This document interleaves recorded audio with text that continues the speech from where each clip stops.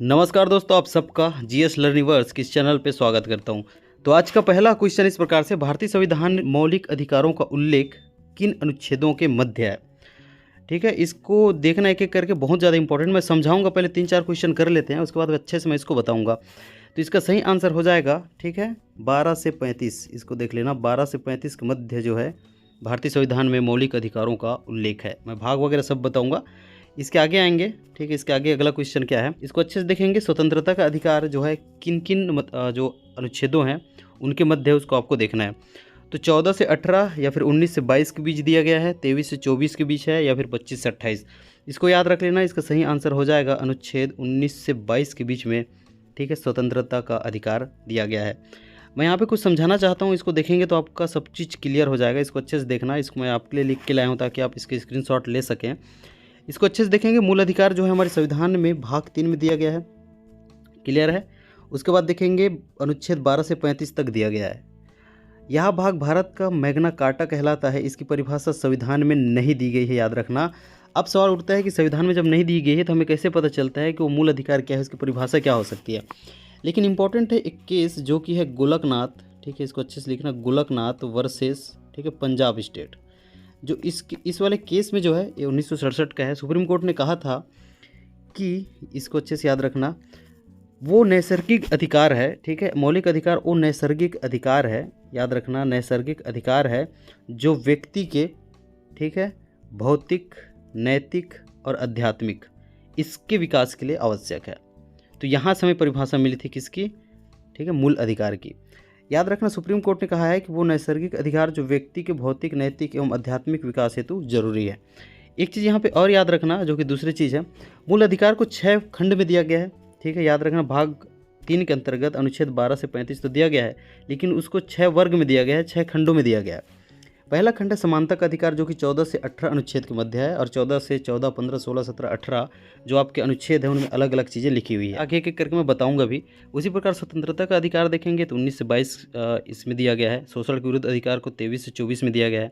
धर्म की स्वतंत्रता का अधिकार 25 से 28 के बीच है। उसी प्रकार से संस्कृति एवं शिक्षा का अधिकार 29-30 अनुच्छेद में है।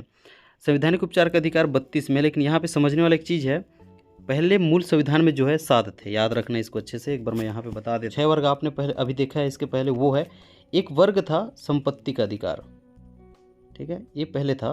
तो पहले शुरुआत में संपत्ति का अधिकार हुआ करता था, जो कि अनुच्छेद 31 में था। तो 44वां संविधान संशोधन 1978, इसके द्वारा इसे हटा दिया गया है मूल अधिकार से, और इसे भाग 12 में, याद रखना, ठीक है, भाग 12 में अनुच्छेद 300A, ठीक है, या फिर अनुच्छेद 300 का के तहत इसे कानूनी अधिकार, ठीक है, बना दिया गया है। तो याद रहेगा 7 टोटल थे, अब कितने बचे हैं, 6 बचे हैं। और वो कौन कौन से 6 कौन कौन से हैं, जो आपको अभी मैंने दिखाया था। ये है समता का अधिकार, स्वतंत्रता का अधिकार, शोषण के विरुद्ध अधिकार, धर्म की स्वतंत्रता का अधिकार, ठीक है ना। इसको आप देख लेंगे। इसके बाद सवाल उठता है कि 14 से लेकर 32 तक के हमें याद होने चाहिए, और इसके पहले 12 भी है, क्योंकि 12 से 35 तक है, 12-13 भी है, ठीक है। उसके बाद 32 के बाद 33, 34, 35 भी है, याद होने चाहिए। लेकिन प्रैक्टिकली पॉसिबल नहीं है, हम लोग MCQ कर रहे हैं, तो वो चीज़ आप देख लेंगे, एक बार सर्च मारेंगे, ठीक है। मैं लास्ट में बताऊंगा भी, ग्रुप में भेज दूंगा, इसके आंसर आप आराम से आप कर पाएंगे, ठीक है, कि मूल अधिकारों में स्वतंत्रता का अधिकार किन अनुच्छेदों के मध्य वर्णित है। अभी अभी आपने देखा 19 से 22 के बीच था। नेक्स्ट क्वेश्चन है आज का, जो कि इस प्रकार रहेगा, संपत्ति का अधिकार मूल अधिकार से किस संविधान संशोधन के द्वारा हटाया गया है। अभी अभी मैंने बताया है कि संविधान संशोधन वो 44वां है 1978 का, द्वारा जो है संपत्ति के अधिकार को हटा के भाग 12 में डाला गया है, ठीक है। भाग 12 में 300A जो अनुच्छेद है, ठीक है, इसके तहत उसे कानूनी अधिकार बनाया गया। इसका मतलब संपत्ति का अधिकार अब क्या नहीं है, ठीक है, अपना मूल अधिकार नहीं है। संपत्ति के अधिकार को क्यों हटाया गया, ये भी वहाँ पे कारण होता है, क्योंकि विकास कार्य में बाधा बन रहा था। बहुत कुछ है, अर्जित करना उसका मतलब होता था, नियंत्रित करना होता था। तो इतने सारी चीज़ों में लोक कल्याण के लिए जो भी, ठीक है ना, कार्य किए जाते हैं, उसमें बाधा बन रहा था। बहुत कुछ है, अगर मैं क्लास लूँ तो इसको अच्छे से और बता सकता था। MCQ है, MCQ उत्तर P से हम लोग समझने कुछ कोशिश ज़रूर करेंगे। नेक्स्ट क्वेश्चन है, असत्य कथन की पहचान कीजिए। मूल अधिकार वे नैसर्गिक अधिकार है जो व्यक्ति के भौतिक, नैतिक, इसको अच्छे से पढ़ेंगे, और आध्यात्मिक विकास हेतु आवश्यक है। दूसरा कथन है संवैधानिक उपचार का अधिकार अनुच्छेद 32 में है, ठीक है। तीसरा है संस्कृति एवं शिक्षा संबंधी अधिकार अनुच्छेद 29 एवं 30 में। इनमें से कोई नहीं। तो इसमें असत्य कौन सा है उसको आपको देखना है। तो आपको दिख रहा होगा जो इनमें से कोई नहीं है यही सही आंसर है, क्योंकि सभी तो सत्य है। अभी आपने देखा है मूल अधिकार क्या होता है, अभी आपने देखा है संवैधानिक अधिकार का जो उल्लेख है किस अनुच्छेद में है, अभी ये भी आपने देखा है कि संस्कृति एवं शिक्षा संबंधी जो अधिकार है वो अनुच्छेद किस है ना किस किस अनुच्छेद में वर्णित है। तो ये क्वेश्चन आपसे बन गया होगा। नेक्स्ट क्वेश्चन हम लोग चलते हैं जो कि आज का रहेगा सही सुमेलित नहीं है। याद रखना यहाँ पे मैंने एक चीज़ लिख के रखा है, ये 19 से 22 ठीक है, इसका यही है, इसमें गलत टाइपिंग हो गया था। तो समता का अधिकार ठीक है 14 से 18 में है। धर्म की स्वतंत्रता का अधिकार 25 से 28 में है।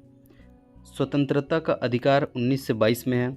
शोषण के विरुद्ध अधिकार 19 से 30 में है। इसके पहले मैंने आपको बताया है कि किस क्या क्या में कौन कौन से अधिकार हैं, तो ये देख के आपसे क्वेश्चन बनने चाहिए, क्योंकि इसके पहले हमने इसका एक्सप्लेनेशन थोड़ा बहुत किया है। शोषण के विरुद्ध अधिकार है, इसको देखना, इसको अच्छे से देखना। शोषण के विरुद्ध अधिकार है, ये 19-30 में नहीं है। इसके पहले हमने देखा है शिक्षा संस्कृति वाला था, तो इसका सही आंसर क्या होगा, ये पूछा क्या है क्वेश्चन में, सही सुमेलित नहीं है, इसको ध्यान रखना। तो इस प्रकार से आप क्वेश्चन अच्छे से कर सकते हो। नेक्स्ट हम लोग चलते हैं, आज का आपका क्वेश्चन होगा असत्य कथन है, मतलब इनमें से जो कथन है उसमें असत्य कौन सा है। मूल अधिकार की परिभाषा संविधान में नहीं दी गई है, ठीक है, ये तो बिल्कुल सत्य है। हमारे संविधान में मूल अधिकार का प्रावधान यूएस, ठीक है ना, इसको याद रखना, प्रेरित है। हमारे संविधान में जो मूल अधिकार है यूएसए से लिया गया है। विधि के समान संरक्षण जो है उसको भी यूएसए से लिया गया है, ठीक है। और विधि के जो समान संरक्षण है इसके साथ साथ न्यायिक पुनरावलोकन इसको भी लिया गया, इसको भी आपको याद में रखना है। मूल अधिकार अत्यांतिक, ठीक है, आत्यांतिक है, ये है लिखा है, ठीक है, यहाँ पे मैं कुछ मिटाया हूँ, ठीक है। और उपरोक्त सभी, तो असत्य कौन से आपको छांटना है, तो जो तीसरा आपका ऑप्शन था मूल अधिकार आत्यांतिक है, ठीक है, ऐसा नहीं है, मतलब ये सही आंसर है। असत्य कथन यह है, ठीक है, इसका मतलब यह है कि मूल अधिकार क्या है, आत्यांतिक है। इसका मतलब क्या होता है, एक्चुअल में आत्यांतिक है का मतलब होता है कि वो किसी सीमाओं में या फिर किसी नियंत्रण में, ठीक है ना, नहीं है। और आत्यांतिक नहीं है का मतलब होता है कि वो किसी सीमाओं में है, ठीक है, किसी नियंत्रण में है, ऐसे ही नहीं दिया गया है। तो हमारा जो मूल अधिकार है, ठीक है, वो सीमाओं में है, नियंत्रण में है, ऐसा ही नहीं दिया गया है। वो अत्यांतिक है ऐसा नहीं है, वो अत्यांतिक नहीं है, याद रखना, ठीक है। अब इसके आगे हम लोग चलते हैं। आई होप कि आपको समझ में आ रहा होगा साथ में साथ जो हम लोग एक्सप्लेन कर रहे हैं, लेकिन मैं और अच्छे से बताऊंगा, आप आगे बढ़ते रहेंगे, आपको समझ में आते रहेगा। नेक्स्ट आपका आज का अगला क्वेश्चन हो जाएगा, अनुच्छेद 16 में उल्लेख है लोक नियोजनों के विषय में अवसर की समता, इसका सही आंसर है, देखना, धर्म, मूल, वंश, जाति, लिंग या जन्म स्थान के आधार पर विभेद का प्रतिषेध, ये अनुच्छेद 15 है। विधि के समक्ष समता एवं विधियों का समान संरक्षण, ये अनुच्छेद 14 है। और ये अनुच्छेद 16 है। अस्पृश्यता का अंत को भी यहाँ मैंने डाला है, जो अनुच्छेद 17 है। एक चीज़ याद रखना, उपाधियों का अंत, क्लियर है, इसको स्क्रीनशॉट ले लेना, उपाधियों का अंत ये अनुच्छेद 18 है। इस प्रकार 14 से 18 के बीच समता का अधिकार दिया गया है, जिसमें 14 में, ठीक है ना, जिसमें 14 में विधिक समान संरक्षण है, 15 में, ठीक है, ये ऊपर वाला रहेगा, 16 में लोक नियोजन वाला रहेगा, अस्पृश्यता का अंत 17, 18 में उपाधियों का अंत, ठीक है। इस प्रकार से आपका एक खंड आपको ऐसे ही समझ में आ गया होगा, मतलब क्या लिखा है वो तो पता चल गया होगा, 14 से 18 के बीच। नेक्स्ट हम लोग चलते हैं जो कि आज का अगला आपका क्वेश्चन रहेगा, निम्न कथन पर विचार कर सत्य कथन की पहचान करें, ठीक है। इन कथनों पर विचार करना है, सत्य कथन कौन सा है उसको देखें। तो इसको आपको सीमित पढ़ लेना है, या एक चीज़ याद रखना, ये सीमित है, सीमित करने की शक्ति संसद के पास है, संसद मूल अधिकार में संशोधन कर सकती है, क्लियर है। न्यायिक पुनरावलोकन का विचार यूएसए से प्रेरित है, इसके पहले मैंने बताया था। इसका सही आंसर है उपरोक्त सभी, इसको अच्छे से एक बार रीड मार लेना। नेक्स्ट क्वेश्चन की ओर चलते हैं। हमारे संविधान में विधि के समक्ष समता को ब्रिटेन से लिया गया है एवं विधि के समान संरक्षण को अमेरिका से लिया गया है, इसको मैंने तो बता ही दिया था आपको, ठीक है, तो ये बिल्कुल सही है। प्राण एवं दैहिक स्वतंत्रता का उल्लेख अनुच्छेद 21 में किया गया है। कथन, तीनों कथन सही है, क्लियर है, तो ये भी गलत है, ये भी गलत है, ये भी गलत है, तो इसका सही आंसर हो जाएगा तीसरा कथन, ठीक है, ये वाला याद रखना, ठीक, ये वाला, जो कि तीनों कथन सत्य हैं, क्लियर है। नेक्स्ट क्वेश्चन की ओर चलते हैं हम लोग, जो आज का अगला क्वेश्चन हो जाएगा सत्य कथन की फिर से आपको अच्छे से पहचान करनी है, सही आंसर का चुनाव करना है। शिक्षा के अधिकार को 86वें संविधान संशोधन के माध्यम से मूल अधिकार में डाला गया है। एक्चुअल में शिक्षा का जो अधिकार था, ठीक है ना, जो जिसमें इस बार डाला गया है अनुच्छेद 21 का के तहत 6 से, ठीक है ना, 6 से, जो कि आपके 14 वर्ष के बच्चों के लिए, तो 6 से 14 वर्ष के बच्चों को राज्य अनिवार्य रूप से शिक्षा प्रदान करेगा। ये पहले डीपीएसपी में था, क्लियर है, उसको अब उठा के यहाँ डाला गया है, याद रखना। तो 86वें संविधान संशोधन के तहत उसे डाला गया है। शिक्षा के अधिकार संबंधित 21 का है। तो 21 का में अनुच्छेद 21 का में जो कि मूल अधिकार है, इसमें क्या कहा गया है, 6 से 16 साल के बच्चों का राज्य अनिवार्य रूप से शिक्षा प्रदान करेगा। तो इसका सही आंसर हो जाएगा उपरोक्त सभी। इसको अच्छे से स्क्रीनशॉट मार लेना, आपके लिए बहुत काम आने वाला है, क्योंकि इंपॉर्टेंट चीज़ ही आपको मिल रही है। आज का अगला क्वेश्चन है, निम्न मूल अधिकारों के किस संवर्ग में उपाधियों की अंत का उल्लेख, कौन से वर्ग में आता है, ठीक है, उपाधियों का अंत। तो 14 से 18 आपको याद होगा, 14 से 18 के बीच में क्या है, हम लोग की समता का अधिकार है, ठीक है, जिसमें 18वां क्या कहता है, उपाधियों का अंत। तो यहाँ पे ऑप्शन नंबर तीसरा देखेंगे, समता का अधिकार, ये सही आंसर हो जाएगा। इसका मतलब यहाँ ऐसे क्वेश्चन बन सकते हैं, आइडिया को पकड़िए किस प्रकार से क्वेश्चन बन सकते हैं। तो किस वर्ग में है उपाधियों का अंत का उल्लेख, ठीक है, समता का अधिकार वाला वर्ग में है, ठीक है, जो कि 14 से 18 के बीच है। तो 18 में ही दिया गया है। तो ऐसे करके आप पकड़ना सीखें, क्वेश्चन के आइडियाज़ को अच्छे से देखें। भारत के संविधान के तहत कौन सा एक मूल अधिकार नहीं है, ठीक है, याद रखना। तो अभी आपने पढ़ा है, इसके पहले आपको बताया हूँ, शोषण के विरुद्ध अधिकार बिल्कुल मूल अधिकार है, स्वतंत्रता का अधिकार भी मूल अधिकार है, समता का अधिकार भी है। क्या नागरिक का अधिकार हमने देखा, नहीं देखा। तो इसका सही आंसर हो जाएगा नागरिक का अधिकार, ठीक है, इसका सही आंसर है, जो कि एक मूल अधिकार नहीं है। इस क्वेश्चन का सही आंसर है नागरिक का अधिकार। नेक्स्ट क्वेश्चन की ओर चलते हैं, और आपका आज का अगला क्वेश्चन होगा, कारखानों आदि में बच्चों के नियोजन पर प्रतिषेध का उल्लेख किस अनुच्छेद में किया गया। ये बहुत ज़्यादा इंपॉर्टेंट है, इसको याद रखना। इसका सही आंसर हो जाएगा, ठीक है, अनुच्छेद नंबर, ठीक, 24। तो इसका दूसरा ऑप्शन इसका सही आंसर हो जाएगा, ठीक है, इसको अच्छे से आपको देखना है। एक काम करते हैं, यहाँ पे लिखने अच्छे से नहीं बन रहा है, तो 23, 25, 26 जितने भी मैं और आर्टिकल्स हैं सबको एक बार लिख के मैं दे दूंगा, ताकि आप स्क्रीनशॉट मार पाओ या फिर ग्रुप में भेज दूंगा। तो हम लोग क्वेश्चन को कंप्लीट करते हैं, क्लियर है। 19 को मैं एक बार बताना चाहता हूँ, जो कि अगला आपका क्वेश्चन था। 19 अनुच्छेद 19 में नहीं है, 20 है। इसके 2 खंड है, क्या है, एक खंड है एक, एक खंड है 2। अब इसके अनुच्छेद 19 1 में 6 खंड है, ABCD करते हैं, ठीक है, ABCD ई जैसा भी आप लेंगे, ठीक है, ई करते और F और G तक है, ठीक है। इसमें 6 स्वतंत्रताएं दी गई है, और ये 2 में इनके युक्त निबंधन दिए गए। अनुच्छेद 19 ए का ए कहता है, का कहता है इसका मतलब, ठीक है, अभिव्यक्ति की स्वतंत्रता देता है ये। बी याद रखना, शांतिपूर्ण सम्मेलन की स्वतंत्रता देता है, याद रखना। सी याद रखना, समूह बनाने की स्वतंत्रता देता है, ठीक है। उसके बाद डी याद रखना, भारत के राज्य क्षेत्र में अबाध विचरण या फिर आने जाने की स्वतंत्रता देता है। विचरण के बाद ई निवास करने की स्वतंत्रता देता है भारत के जो राज्य क्षेत्र में, ठीक है। इसको अच्छे से लिखना नहीं बन रहा है, याद रखना, मैं इसको और दूंगा आपको, ठीक है, अच्छे से लिख के आपको बताऊंगा। एफ में संपत्ति का अधिकार था, याद रखना, संपत्ति का अधिकार था, जो कि 44वां संविधान संशोधन के द्वारा हटाया गया है। और इसके बाद जो जी है, ठीक है, वृत्ति आजीविका, मतलब, ठीक है, आजीविका व्यवसाय, ठीक है, व्यापार, इसका जो है स्वतंत्रता देता है, ठीक है। तो इस प्रकार से 6 खंड है। इसको याद करने के लिए आप बोल सकते हो, सबसे पहले तो अभिव्यक्ति है, ठीक है। तो सबसे पहले अभिव्यक्ति के तौर पे सम्मेलन करेंगे, ऐसे लिख लेना, बोलेंगे, ठीक है, बोलने की स्वतंत्रता है, अभिव्यक्ति की स्वतंत्रता है, ठीक है। तो सबसे पहले बोलेंगे, बातचीत करेंगे, ऐसे याद रख लेना, फिर एक सम्मेलन करेंगे, ठीक है। उसके बाद एक संगठन बनाएंगे, समूह बनाएंगे, फिर बोलेंगे घूमने चलना है, ठीक है, यहाँ पे देखेंगे ना, विचरण की स्वतंत्रता, घूमने चलना है, फिर बोलेंगे निवास करना है, कहीं पे रुकना है, ये निवास वाला हो जाएगा, फिर हमें कमाना खाना है, जो कि आजीविका हो जाएगा। तो इस प्रकार से आप इसको याद रख सकते हो, जैसा भी आप ट्रिक लगा लो इसके लिए, क्लियर है।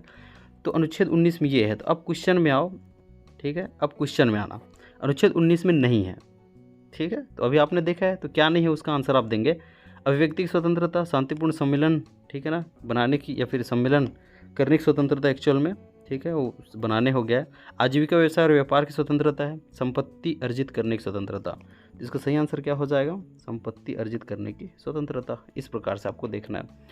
नेक्स्ट क्वेश्चन है, इसको अच्छे से समझाया जा सकता है, एक्चुअल में बहुत बड़ा टॉपिक है, ठीक है। तो यहाँ समझाना प्रैक्टिकल पॉसिबल नहीं हो रहा है। और चीज़ किसी अभियुक्त है ना, इसको अच्छे से याद रखना है। यहाँ पे भी एक ठो मिस टाइपिंग है, अभिव्यक्ति हो गया है वो, क्लियर है।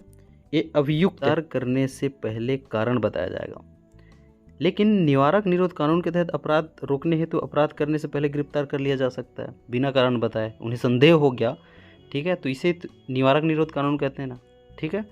तो जब उन्हें भनक लग जाए कि अपराध होने वाला है, अपराध होने के पहले भी गिरफ्तार किया जा सकता है, ठीक है, निवारक निरोध कानून जिसे हम लोग कहते हैं। तो याद रखना, किसी व्यक्ति को गिरफ्तार करने, मतलब कैदी को गिरफ्तार करने से पहले, ठीक है, अगर पता चल गया है अभियुक्त को, कारण बताया जाएगा, ये भी सही है और दूसरा भी सही है। ठीक है, अगर संदेह है अपराध करना है मतलब होने वाला है तो अपराध होने से पहले भी उन्हें गिरफ्तार किया जा सकता है। तो ए और बी दोनों सत्य हैं, याद रखना। नेक्स्ट क्वेश्चन है अनुच्छेद 26 क्या है, बहुत इंपॉर्टेंट है। अंतःकरण एवं धर्म को मानने, आचरण करने और प्रचार करने की स्वतंत्रता। इसके पहले मैंने आपको बताने की कोशिश किया था, ठीक है, धार्मिक कार्यों के प्रबंध की स्वतंत्रता। तो इसका सही आंसर सेकंड वाला हो जाएगा, याद रखना। ठीक, धार्मिक कार्यों के प्रबंध की स्वतंत्रता। नेक्स्ट क्वेश्चन रहेगा आज का। ठीक है, आइडिया को पकड़ेंगे किस प्रकार से आपको क्वेश्चंस मिल रहे हैं, उसी के हिसाब से क्वेश्चंस बनते हैं और बनते आए हैं और आगे बनेंगे। असत्य कथन की पहचान करना है। पहला आपके पास कथन है, सुप्रीम कोर्ट द्वारा अनुच्छेद 226 के तहत रीट जारी की जाती है। हाई कोर्ट द्वारा अनुच्छेद 32 के तहत रीट जारी की जाती है। रीट अधिकारिता को यूएसए से लिया गया है। हमारे संविधान में कुल 6 प्रकार के रीट का उल्लेख है। क्लियर है। एक्चुअल में यहाँ पे सत्य कथन को, ठीक है, छांटना था। एक चीज़ याद रखना, यहाँ पे असत्य लिखा है, इसको आप लोग काट दो, उसके बाद आंसर देना। ठीक है, थोड़ा सा मिस टाइपिंग कहीं कहीं पे हुई है, ठीक, क्योंकि इतने सारे क्वेश्चन है इसलिए जहाँ पे मैं बता रहा हूँ। अब इसके स्क्रीनशॉट ले लेना, उसके बाद आप इसका आंसर देने की कोशिश करना। सत्य कथन की पहचान करना है। तो पहला है ये भी असत्य है, ये भी असत्य है, ठीक है, और यह भी असत्य है। सत्य है ये, रीट अधिकारिता को यूएसए से लिया गया। रीट क्या होता है एक्चुअल में, फंडामेंटल राइट्स की जब उल्लंघन होगा तो उसको उपचार किया जाएगा। तो संविधान में उपचार दिए गए हैं, तो उसे रीट्स है ना, रीट्स के तौर पे हाई कोर्ट और सुप्रीम कोर्ट जारी करती है। तो इसको मैं एक बार समझाना चाहता हूँ। यदि संविधान का उल्लंघन होती है, ठीक है, उल्लंघन होती है, तो रीट्स के माध्यम से उसको उपचार किया जाता है। ठीक है, तो हाई कोर्ट और सुप्रीम कोर्ट, हाई कोर्ट हो गया और सुप्रीम कोर्ट हो गया, याद रखना। तो हाई कोर्ट 226 के तहत, ठीक है, जारी करता है, और जो सुप्रीम कोर्ट है ये अनुच्छेद 32 के तहत। ठीक है, यहाँ पे एक चीज़ याद रखना, जो सुप्रीम कोर्ट है ये 226 लिखा हूँ मैं, तो कितना है यहाँ पे देख लेना, सुप्रीम कोर्ट है 32 है। ठीक, इस प्रकार से इसको आपको देखना है। अब सुप्रीम कोर्ट है सिर्फ फंडामेंटल राइट, ये आगे भी क्वेश्चन है, फंडामेंटल जो राइट है इसका उल्लंघन होगा तभी ये जारी कर सकता है। लेकिन हाई कोर्ट के पास यहाँ पे सुप्रीम कोर्ट से थोड़ा ज़्यादा शक्ति है, ये फंडामेंटल राइट के उल्लंघन पर तो करेगी ही, साथ ही अन्य इशू पर भी ये कर सकता है। क्लियर है। तो यहीं पे ये जो है हाई कोर्ट की शक्ति हमें सुप्रीम कोर्ट से ज़्यादा दिखाई देती है, जो कि एक्सेप्शनल स्थिति आप कह सकते हो। आगे और है अच्छे से, और हमारे पास जो है 6 प्रकार के नहीं 5 प्रकार के, ठीक है, रीट्स हैं। छठवां प्रकार निषेधाज्ञा होता है, मैं आगे इसको अच्छे से बताऊंगा। ठीक है, निषेधाज्ञा होता है जो कि अमेरिका में प्रचलित है, और अमेरिका से हमने लिया है। अमेरिका में 6 प्रकार के प्रचलित हैं, हमने 5 अपनाया है। और जो निषेधाज्ञा है उसको कोर्ट आदेश, ठीक है, न्यायालय के जो आदेश के रूप में हमने संविधान में लिया है, लेकिन उसे रीट का दर्जा हमने नहीं दिया है, जो कि निषेधाज्ञा वाला है। मैं बताऊंगा वो 5 कौन कौन से अच्छे से देखेंगे।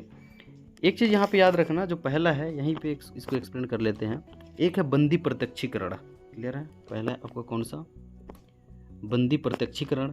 दूसरा देखेंगे परमादेश है, हमारे पास परमादेश है, मैं सब कुछ लिख के आपको ग्रुप में एक बार सेंड करूँगा।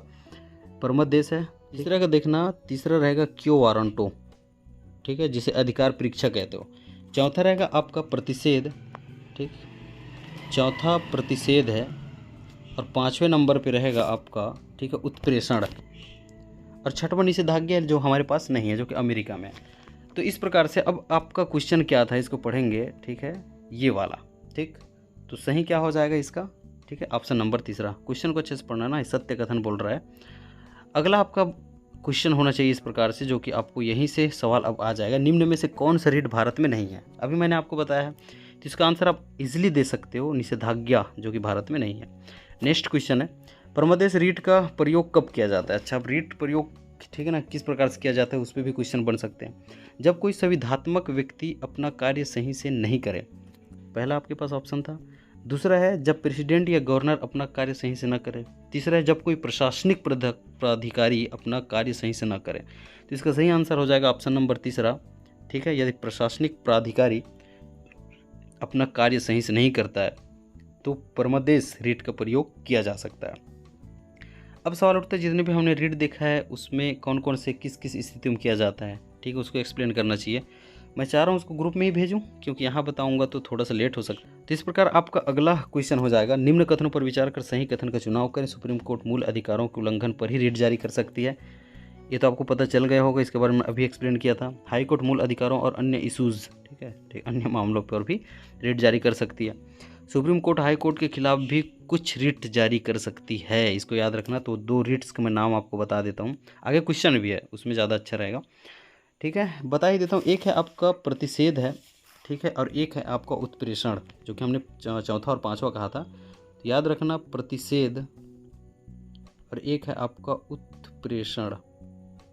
ये 2 ऐसे रिट्स हैं, निम्न न्यायालय के द्वारा अधिकार क्षेत्र का उल्लंघन हो रहा होता है तो जारी करना है, तो उच्च न्यायालय ही करेगा, उच्चतम न्यायालय ही करेगा इसमें। तो उसी प्रकार उल्लंघन कर रहा होता है या फिर कर चुका होता है, तो ये प्रतिषेध और उत्प्रेषण है, याद रखना, इस दोनों को याद रख लेना। ठीक है, ये जो रिट्स हैं जो कि हाई कोर्ट के ऊपर या फिर हाई कोर्ट के खिलाफ सुप्रीम कोर्ट के द्वारा जारी किया जा सकता है। आगे है भी एक क्वेश्चन कर लेंगे यहाँ पे। निम्न में से कौन सा रिट जो है सुप्रीम कोर्ट द्वारा हाई कोर्ट के खिलाफ जारी की जा सकती है? अब बताएंगे इसमें कौन सा था वो। ठीक है, यहाँ पे आप देख के बता सकते हो। तो प्रतिषेध है, याद रखना, ये वाला सही आंसर इसका हो जाएगा। कौन सा? प्रतिषेध। ठीक है, इसका भी सही स्पेलिंग इस प्रकार से होगा, प्रतिषेध है। क्लियर है। नेक्स्ट आपका जो अगला क्वेश्चन रहेगा, हमारे संविधान में मूल अधिकारों की सुरक्षा कौन करता है? तो हमारे संविधान में मूल अधिकारों की सुरक्षा आपको पता है न्यायपालिका के द्वारा किया जाता है। इनके 2 ही, ठीक है ना, इनके 2 कार्य आप याद रखना, मूल अधिकारों की सुरक्षा, ठीक है, और संविधान की व्याख्या। तो न्यायपालिका इसका सही आंसर हो जाएगा, इसको याद रखना है। ये आपके लिए एक क्वेश्चन है, ठीक है, ये होमवर्क ले लो या फिर आप तुरंत बना लो। अगर आप पढ़े हो तो इसका आंसर देना, बड़े ध्यान से पढ़ना, बहुत बड़ा क्वेश्चन है ये। ठीक है, ऊपर में क्या लिखा है, नीचे क्या लिखा है। एक चीज़ मैं यहाँ पे बता देता हूँ, जो अनुच्छेद इधर लिखा है, ठीक है, जो इस साइड देखेंगे अनुच्छेद लिखा है, इसको 1 2 3 4 मानना। ठीक है, जैसे ए है, ये ए यहाँ पे दिख रहा होगा, ABCD, उसी प्रकार इसको 1 2 3 4 लेना। उसके बाद यहाँ पे आपको मिला के आंसर करना। ठीक है, अगर आप जल्दी से इसे दे पाए तो बहुत अच्छी बात है, या फिर टाइम लीजिए आराम से और इसका कमेंट में आंसर मेरे को ज़रूर दें। ठीक है, तो आज के लिए बस इतना ही है, मिलता हूँ किसी और वीडियो में, तब तक के लिए धन्यवाद।